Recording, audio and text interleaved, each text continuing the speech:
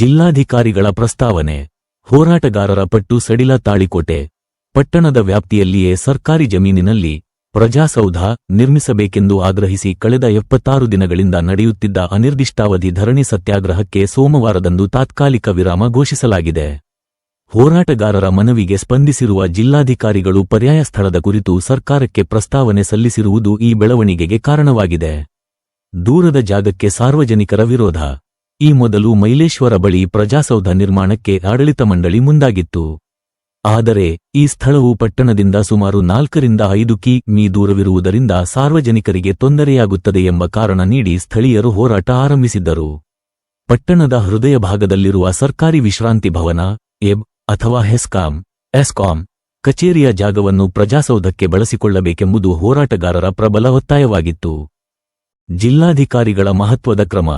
ಹೋರಾಟದ ತೀವ್ರತೆಯನ್ನು ಪರಿಗಣಿಸಿ ಜಿಲ್ಲಾಧಿಕಾರಿಗಳು ದಿನಾಂಕ -24.04.2026 ರಂದು ಇಂಧನ ಇಲಾಖೆಯ ಅಪರ ಮುಖ್ಯ ಕಾರ್ಯದರ್ಶಿ ಹಾಗೂ ಲೋಕೋಪಯೋಗಿ ಇಲಾಖೆಯ ಕಾರ್ಯದರ್ಶಿಗಳಿಗೆ ಪತ್ರ ಬರೆದು ಪರ್ಯಾಯ ಸ್ಥಳ ನೀಡಿಕೆಯ ಬಗ್ಗೆ ಪ್ರಸ್ತಾವನೆ ಸಲ್ಲಿಸಿದ್ದಾರೆ.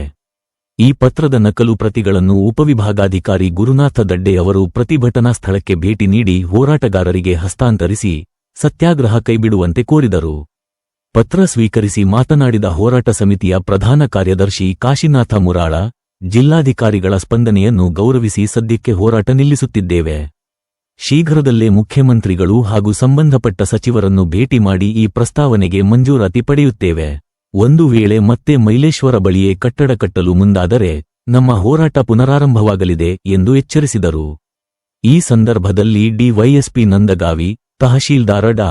ವಿನಯ ಹೂಗಾರ, ಸಿಪಿಐ ಹಾಗೂ ಪಿಎಸ್ಐ ಪೊಲೀಸ್ ಸಿಬ್ಬಂದಿ ವರ್ಗದವರು ಹಾಜರಿದ್ದರು. ಹೋರಾಟ ಸಮಿತಿಯ ಅಧ್ಯಕ್ಷ ದಶರಥ ಸಿಂಗ್ ಮನಗೂಳಿ, ಮುತ್ತಪ್ಪ ಚಮಲಾಪುರ, ಕಾಶಿನಾಥ ಸಜ್ಜನ, ಸುರೇಶ ಹಜೇರಿ, ಮಹೇಶ ಚಲವಾದಿ, ಸಂಜು ಬರದೆನಾಳ, ಪ್ರಕಾಶ ಹಜೇರಿ, ನಾಗೇಶ ಕಟ್ಟಿಮನಿ, ಮುದಕಪ್ಪ ಬಡಿಗೇರ, ಮಂಜು ಶೆಟ್ಟಿ ಗಂಗಾಧರ, ಕಸ್ತೂರಿ ಸುರೇಶ ಪುಲುಸ್, ಮಯೂರ ಪಾಟೀಲ, ಅಮಿತ್ ಮನಗೂಳಿ, ಪ್ರಭುಗೌಡ ಪಾಟೀಲ ಬಳಗನೂರ, ರಾಮಣ್ಣ ಕಟ್ಟಿಮನಿ, ಪರಶುರಾಮ ತಂಗಡಗಿ, ಕಳಕುಸ ರಂಗರೇಜ್, ನಿಂಗನಗೌಡ ದೇಸಾಯಿ, ಸದ್ದಾಂ ಹುಸೇನ್ ಬೀಳಗಿ, ರವಿ ಕಟ್ಟಿಮನಿ, ತಿಪ್ಪಣ್ಣ ಸಜ್ಜನ ಸೇರಿದಂತೆ ನೂರಾರು ಹೋರಾಟಗಾರರು ಭಾಗವಹಿಸಿದ್ದರು. ವರದಿ ಶ್ರೀಶೈಲ ಸಜ್ಜನ.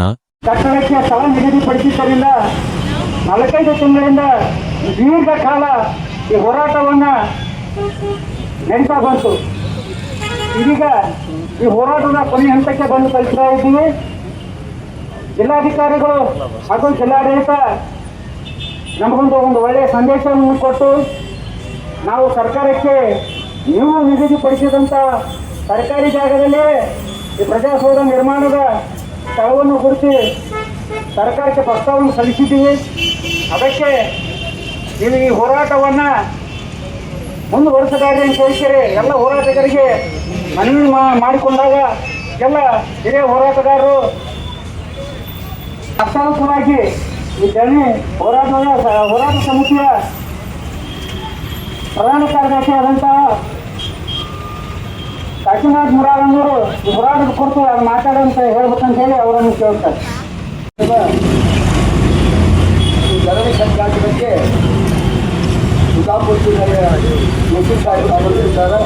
ಎಸಿ ಸಾಹೇಬ್ರೆ, ಬಾಗೇವಾಡಿ ಡಿವೈಎಸ್ಪಿ ಸಾಹೇಬ್ರೆ, ನಮ್ಮ ತಾಳಿಕೋಟೆ ತಾಲೂಕಿನ ತಹಸೀಲ್ದಾರ್ರೆ, DSI ಮೇಡಮ್ ಅವರೇ, ಹೋರಾಟ ಸಮಿತಿಯ ಅಧ್ಯಕ್ಷರೇ, ಯಾವತ್ತು ಪದಾಧಿಕಾರಿಗಳೇ ಹಾಗೂ ಸದಸ್ಯರೇ, ಪತ್ರಿಕಾ ಮಿತ್ರರು, ಈಗಾಗಲೇ ನಾವು ಹೋರಾಟ ಪ್ರಾರಂಭಿಸಿ 76 ದಿನ ಕಳೆದರೂ ಸಹಿತ ನಮ್ಮ ಜನಪ್ರತಿನಿಧಿಗಳು ನಮ್ಮ ಒಂದು ವಿಚಾರಕ್ಕೆ ನೇರವಾಗಿ ಸ್ಪಂದಿಸಬೇಕು ಅಂತ ಜಿಲ್ಲಾಧಿಕಾರಿಗಳು ಇದನ್ನು ಸ್ವಯಂ ಮನಸ್ಸಿನಲ್ಲಿ ಹಾಕಿಕೊಂಡು ನಮ್ಮ ಶಾಸಕರಾದಂಥ ರಾಜಗೌಡರ ನೇತೃತ್ವದಲ್ಲಿ ಒಂದು 5-6 ದಿನ ನಾವು DC ಸಾಹೇಬರಿಗೆ ಹೋಗಿ ಭೇಟಿಯಾದೆವು.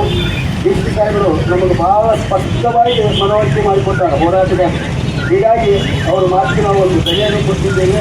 ಈಗಾಗಲೇ ಅವರು ಸರ್ಕಾರಕ್ಕೆ 4 ಎಕರೆ 22 ಗುಂಟೆ ಜಾಗ ಆಯ್ಕೆ ಅದ, ಅದರೊಳಗೆ 2 ಎಕರೆ ಕ್ಲಿಯರ್ ಇವಾಗ ಪ್ರಜಾಸೌಧಕ್ಕೆ ರದ್ದು ಒಂದು ಪ್ರಸ್ತಾವನೆ ಕಳಿಸ್ತಾರೆ. ಅಲ್ಲಿ ಸಾರ್ವಜನಿಕರಿಗೆ ಅನುಕೂಲ ಆಗ್ತದೆ ಅಂತ ತಿಳಿಸಿದ್ದಾರೆ.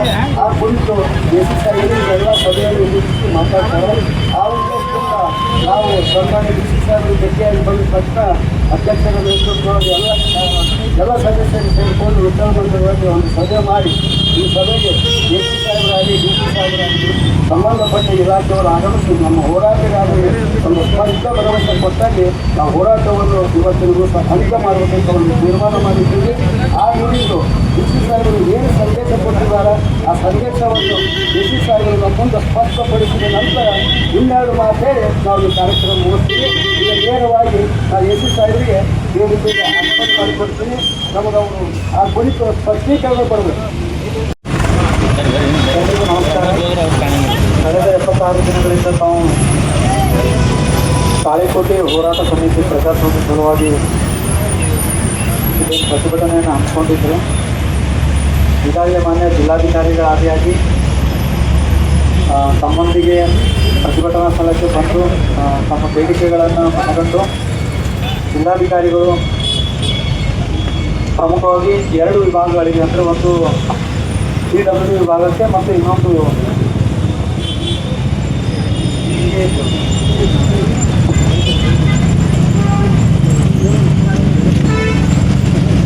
ಅಡಿಷನಲ್ ಚೀಫ್ ಸೆಕ್ರೆಟರಿ ಮಾತ್ರ ಏನಿದ್ದಾರೆ ಇಂಧನ ಇಲಾಖೆಯದು, ಅವರಿಬ್ಬರಿಗೂ ಈಗಾಗಲೇ ಲೆಟರ್ ಕರೆಸ್ಪಾಂಡೆನ್ಸನ್ನು ಮಾಡಿದ್ದಾರೆ.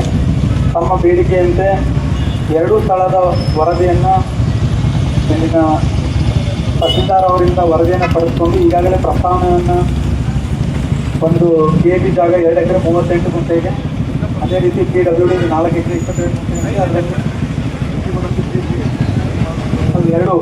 ಅದರಲ್ಲಿ 2 ಎಕರೆ ಜಾಗವನ್ನು ಗುರುತಿಸಿ ಈಗಾಗಲೇ ಸೀಟ್ ಎಲ್ಲ ರೆಡಿ ಮಾಡಿ ಕಳಿಸ್ಕೊಟ್ಟಿದ್ದಾರೆ. ಈಗ ಆ ಇಲಾಖೆಯಿಂದ ವರದಿ ಬಂದ ತಕ್ಷಣ ಮುಂದಿನ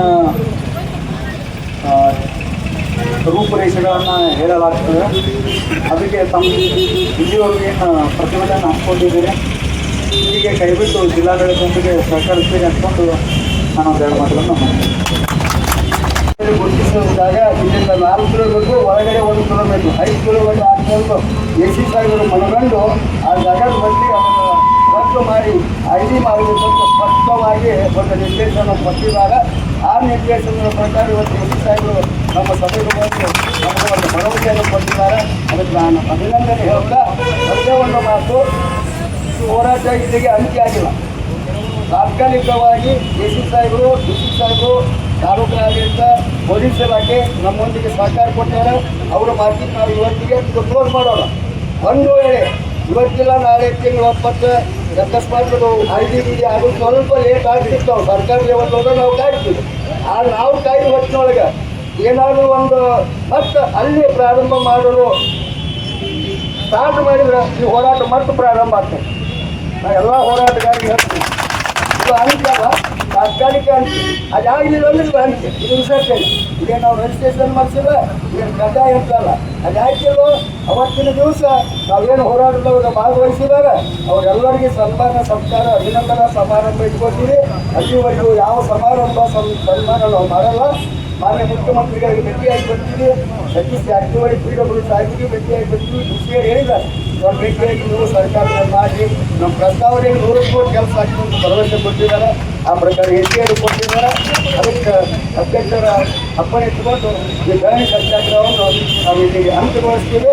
ದಯವಿಟ್ಟು ತಾಳಿಕೋಟೆ ಹಾಗೂ ಎಲ್ಲ ತಾಲೂಕಿನ ಜನರು, ಪೊಲೀಸ್ ಇಲಾಖೆ, ತಾಲೂಕಾಡಳಿತ ಮುಂದಿನ ಹೋರಾಟ ಮಾಡೋದು ಬಂದು ದಯವಿಟ್ಟು ನಮ್ಮ ಜೊತೆಗೆ ಎಲ್ಲರೂ ಇದೆ ಅಂತ ವಿನಂತಿಸಿ ಈ ಹೋರಾಟವನ್ನು ಇವತ್ತಿನ ದಿವಸ ಅಂತ್ಯಗೊಳಿಸಿ.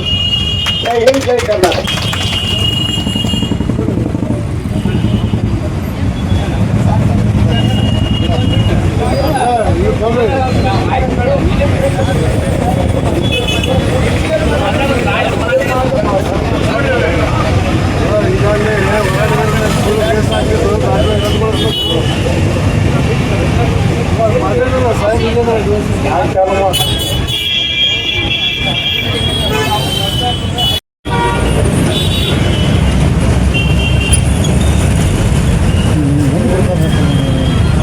ಹೋರಾಟ ಸಮಿತಿಗೆ ಸ್ಪಂದಿಸಿದ ಅಧಿಕಾರಿಗಳಿಗೆ, ಹೋರಾಟ ಸಮಿತಿಗೆ ಸ್ಪಂದಿಸಿದ ಅಧಿಕಾರಿಗಳಿಗೆ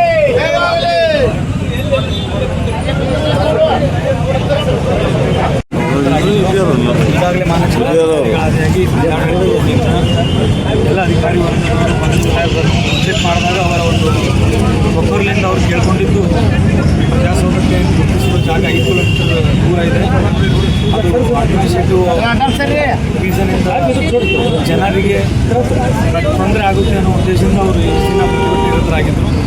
ಅವರು ಒಂದೆರಡು ಆಲ್ಟರ್ನೇಟ್ ಅಂದರೆ ಪರ್ಯಾಯ ವ್ಯವಸ್ಥೆಯಾಗಿ 2 ಸ್ಥಳಗಳನ್ನು ಸಜೆಸ್ಟ್ ಮಾಡಿದರು.